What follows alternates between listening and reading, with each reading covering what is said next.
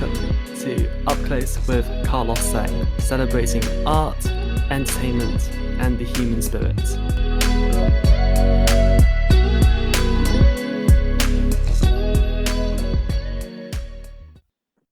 Welcome back to Up Close with Carlos Sang. I am so excited to be able to introduce the actor of the moment.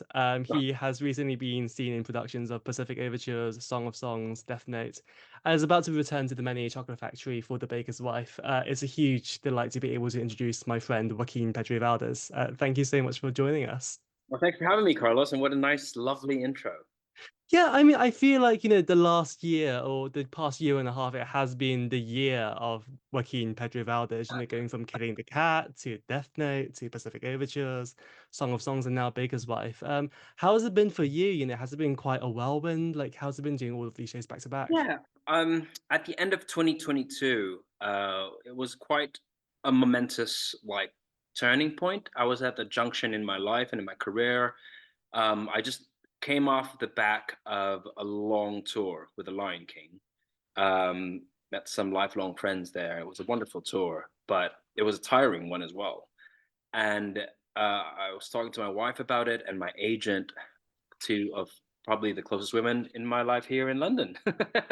and it was at that point that we really decided that London was the next step to do things in London, whatever that meant. I think we were just looking for more roots and more grounding, and a place to call our own. We're still renting, but then you know what I mean, like a place that we can call our base. I think tour life for me, it's occupied 3 beautiful years of my life here in the UK, but it was time for us to really, unpack the suitcase and leave it unpacked, and it was a scary decision because I didn't know what was going to happen. And making a decision to stay in London is a big deal. It's a high risk thing, and you don't really know if the reward is going to pay off. So I was going through a lot of emotionally and mentally and spiritually. And at the end of 2022, when I finished my Lion King tour, my dad from the Philippines said, "You should come home." And I really didn't want to go home to the Philippines because it was so expensive, and he thankfully paid for the trip. And flew home for Christmas, and I was reluctant, but then it was probably the best decision I did. And a couple of days after I arrived, after Christmas Day, my dad passed away suddenly in his sleep. So it was a nice, of course, it's a sad moment, but it was a nice moment for us to really reconnect because that was the first time I saw him after being away from him during COVID and lockdown, how many years. And it was we had these beautiful 5 days to really close that circle and tidy up any loose ends. It was just a beautiful moment.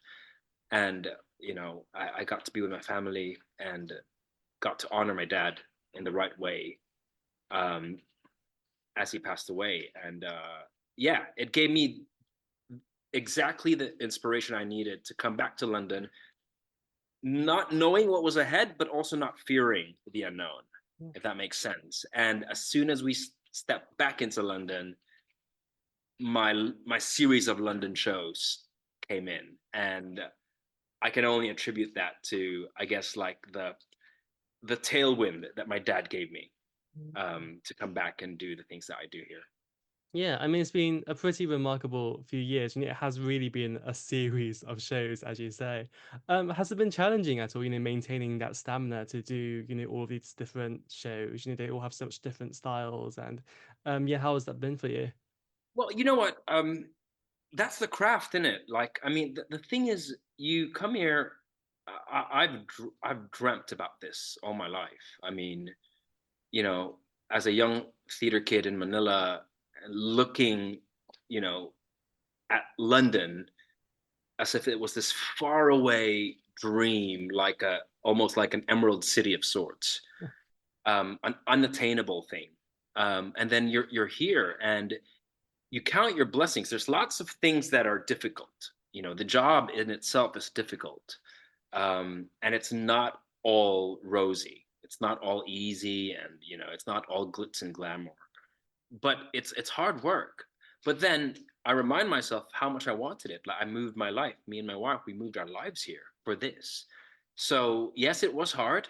But then that's the craft. That's the work that you put in. And with every show I do, I learn something about myself, about my skill, about myself as a colleague, as a company member, as a professional. And you just kind of aspire to get a little bit better with every job that you have, this because the goal is really longevity in this industry. It's a hard industry. Yeah. It's a ruthless one. And you know, I've learned actually during COVID as well to not be too quick with my judgment of how big or how small a job is, because the fact that I'm able to be an actor here in London is already a gift. Um, and you just kind of get sharper and wiser with your decisions as you go along. And I think all of the series of shows that I've been in, and I've been very, very blessed, allowed me that opportunity to grow, not just as an artist, but also as a person. Yeah, absolutely. I mean, has it been, has it gotten easier, choosing what projects you want to pursue? Has it gotten harder, to say no to certain projects? Like, how does that decision-making process work for you? Yeah, I think I've had this conversation with my agent a lot, but also especially with my wife. And we look at every project as something that will allow me to go from one place to a step forward. You know, as long as it doesn't feel like we're moving back, whatever that means. Sometimes it might be financially, sometimes it might be skill wise. As long as we're moving, it doesn't need to be a grand step forward. I've stopped looking and dreaming for breaks. That elusive break, I've learned a long time ago that it doesn't happen. Um, you make the breaks. You make anything that you have given to you an opportunity to grow and get better. So as long as we're moving an inch forward and not backward, it's worthwhile to pursue. Absolutely. I mean, you're now, heading, back into the Menier Chocolate Factory, literally just a few months after Pacific Overtures finished. How has it been, being back at, the Menier again, and how are you feeling about being back in that space too? Absolutely loving it. I mean, there's something about Menier, and David Babani says this. Once you've done something at a Menier, it's like you're part of this family. And I didn't know what this family was because I only had done one, which is Pacific Overtures. And all of us, I think, all of us, that was collectively our first time working in that space. We knew it was historic. We knew it had this really long history of like incredible talent, incredible shows, but we didn't really understand it until like the gala night of Pacific Overtures, when all of these stars, so I just look up to and watch from a distance before, showed up. I mean, Maria Friedman giving me a hug, you know, Jenna Russell watching me, like it was just like, what is my life right now? Um, but then doing this second show at the Menier, and Gordon had assembled, I think, like the Avengers of casts. I mean, it's a masterclass every time, and most of them have done something at the Menier. They all have their own stories at the Menier. So it's this really feels like, oh, okay, this is what they meant when you work at the Menier. It feels like family, because this literally is returning members of the Menier Chocolate Factory shows before, and yeah, it really feels like a family. But more than that, like I'm sat at the corner watching everybody's work in the space, and it's blowing my mind. This is a masterclass, and yeah, of comedy, of authentic, generous performers. And yeah, now that we've been running the show, it's starting to hit. Loads of pinch me moments. Like this afternoon, I was just in the other studio with Dr. Stuart Morley, our music supervisor, and he was last minute sketching out some orchestrations for the show, because it's our Sitzprobe on Tuesday, and he's finishing the show and he's writing. I mean, he writes his orchestration by hand for each instrument. It's wild, and he's just literally in a creative session, just sketching this orchestration out because he's trying to figure it out. Because The Baker's Wife in this iteration, it really feels like an original musical again, because it's not been done in so long. And according to Stephen Schwartz, this is how it should have been. This is its prime form. So it really feels like we're premiering a brand new work, and Stuart Morley was just orchestrating and discovering this for the first time. And I'm catching myself listening to him. And I'm like, I'm in this room where he's creating new orchestrations Yeah. for this show. And God knows how long this legacy is going to live on after this. And yeah, it's quite magical. Sorry, I just went around, but it's really loads of pinch me moments with this cast and this company, and it's really quite exciting. Yeah, I mean, it has been like a number of years since the Baker's Wife has been done, as you say. Why do you think like now felt like the right time to be telling this story again? That's a question for Gordon and Steven Schwartz. But in this version of it, at least, Gordon and Steven Schwartz have been with this show and have been modifying this version of it for the past decade or so. So all of the original ones, the ones that the Patti LuPone original production off Broadway, um, up until the Trevor Nunn version in '89, and then all of the iterations of it were all kind of still really muddy, I guess. Muddy, I'm not sure if muddy is the right term, or incomplete, unfinished. But according to Stephen Schwartz, this is this is the final form of this, and yeah, and he's hoping that the London audiences will see it, and it feels like I told you, it really feels like we're experiencing a brand new musical. We Yeah. all know Meadowlark, but then all of these other songs, I'm like, it's really really magical. And Johnny, our company manager, we were listening to one of the production numbers, which I'm not part of, unfortunately, but we're listening to the whole company do the production number, Bread, and he just whispered, "This is what makes you. This is the kind of show or song that reminds you why you love musical theater." Yeah. I'm like, absolutely. I mean, you just don't hear these kinds of songs and story songs anymore, in this fashion, and it's really quite exciting. It's not nostalgic because it feels brand new, um, but it brings about that classical feel of why you love musical theater and what musical theater can be. Yeah, it's definitely sounds so exciting. I feel like Steven Schwartz, he's going a bit through a bit of a revival as well recently. You know, we had like Pippin earlier in the year. Yeah. Children of Eden was in concert recently as well. What do you think like makes his work, stand out in the canon? And why do you think his work is being so celebrated right now too? It's his 75th year in it. Like, Yeah, I think it's like 75 years of working in a single craft. That's a lot. I can only dream of lasting that long in this craft. And in art, the longer you stay at it, it's like wine. It just tastes better. And there's just something so fundamentally beautiful when you hear a song like Meadowlark or even Proud Lady or even honestly even Serenade or Bread from The Baker's Wife, and there are some melodic themes that are not identical but reminiscent of some of his newer work, like in Wicked. And you're like, oh my God, there was this journey. Like there's a song that really reminds me of Godspell as well. It's not exact in its tuning or melody, but then it just has the same almost spirit and soul of it. It has the same spirit and soul. So you're like, oh, the composer and the writer was also going through a journey in his growth as an artist, and to be witness to that and to be a part of it is quite epic. Yeah, it's like there are greats, and one of the greats that I feel I missed out on meeting was Stephen Sondheim, but I did get to do a Stephen Sondheim show, which is mind blowing. Not a lot of actors can say that they did that, and now I'm here doing a Stephen Schwartz show and doing it like it's brand new. It's really really like overwhelming. yeah. I mean, it's pretty incredible. As you say, you're playing the character of Dominique in this production. Was this a character that you were able to, quite easily relate to as well? Did you see much of yourself in this character too?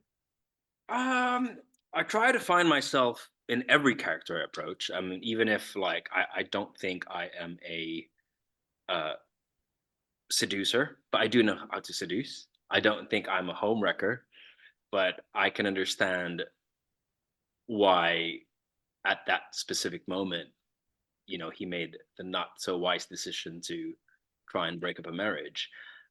There's always truth that you can find in characters that are far from you, that are not tethered closely to who you are in real life. And that's what makes acting play. And that's why I love it. So yeah, I did find myself, and I continue to try and find myself into Dominique.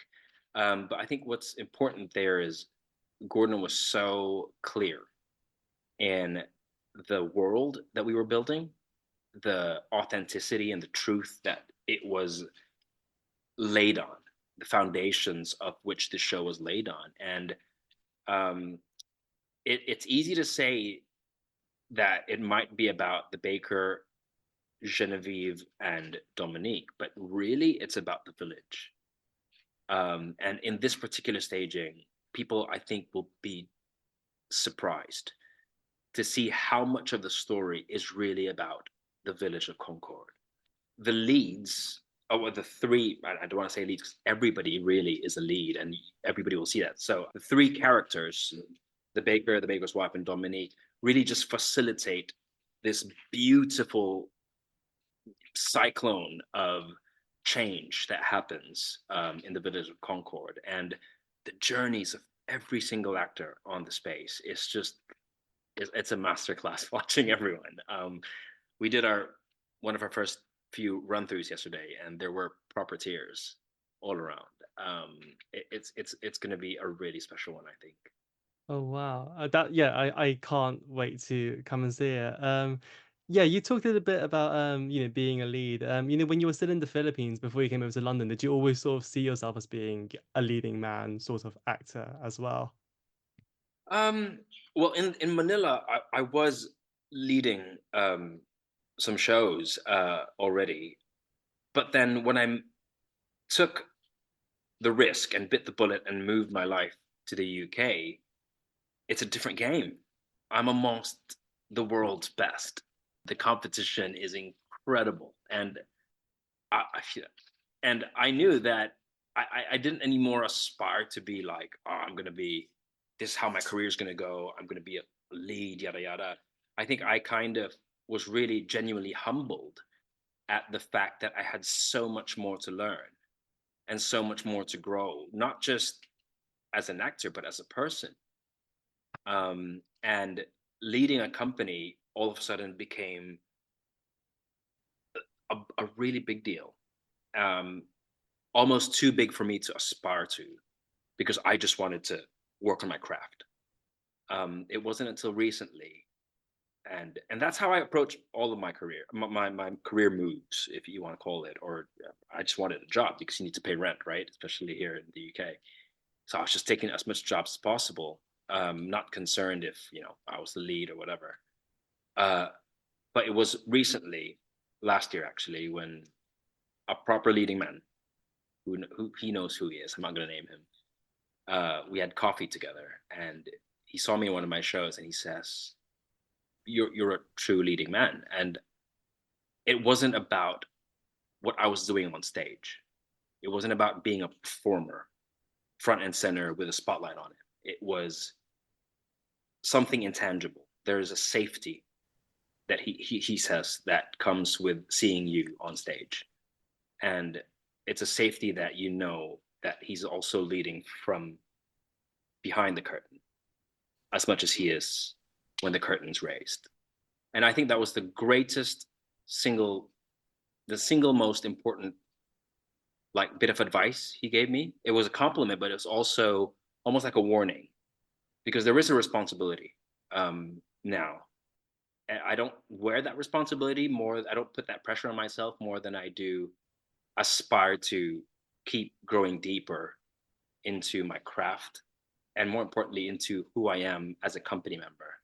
And I think that's the most important, because ultimately so many people can sing a song, can sing a song beautifully and do a great performance, but then if you want to last long in this industry, you want to be a good human being, and you want to be a good company member and a good co-lead, someone who listens to your fellow actors when it gets hard, because it will get hard, someone whose hand you can squeeze, someone you can look at and trust that they're going to be there for you. Um, yeah.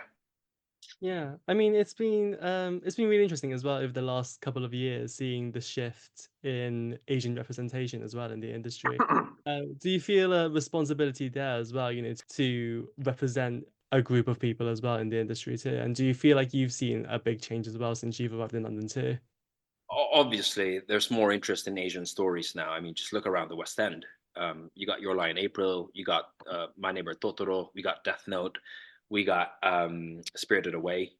I mean, there's more stories now. I mean, I think you got Kyoto that's happening at the RSC very soon. Yeah, yeah, yeah. And I mean, such exciting stories. And yes, so definitely it's moving. With or without me, I think it was going to be there because there is an interest for Asian stories. But that said, I only am very much aware of my responsibility when people come up to me and say, "I love your performance, and it's so nice to see someone who looks like me on stage." Then I'm like, "Oh my gosh, this is a thing." Because I'm a grafter. I come from a place where if you're not given opportunities, you kick the door down and you make opportunities for yourself. I still have that in me. I still have that fight in me. If I go to a room and they don't like me, then I go to another room and find people who will like me, and I prove them wrong or prove them right. But yeah, more and more I can feel that people are putting this importance on seeing people who look like them on stage. Yeah. Do you feel like it's gotten easier for Asian actors as well, to get into the industry? Do you think it's a good time for Asian actors too? I think so. I think more people in the creative decision area and that side of the table are giving opportunities and opening their eyes a little bit more to the incredible talent that we have to offer. And there's a lot. Yeah. Have you seen any shows recently that's particularly stood out to you as well, in recent months? Next to Normal, that's my favorite thing on in the West End right now. What do you hope audiences will take away with them when they come and see The Baker's Wife? Something that's absolutely heartfelt and genuine and relatable, and it's going to remind them, I think, is a bold statement. It's going to remind them of why they fell in love with musical theater in the first place, because that's how I feel when I watch it. That's amazing. Joaquin Pedro Valdes, thank you so much for your time today. Thank you.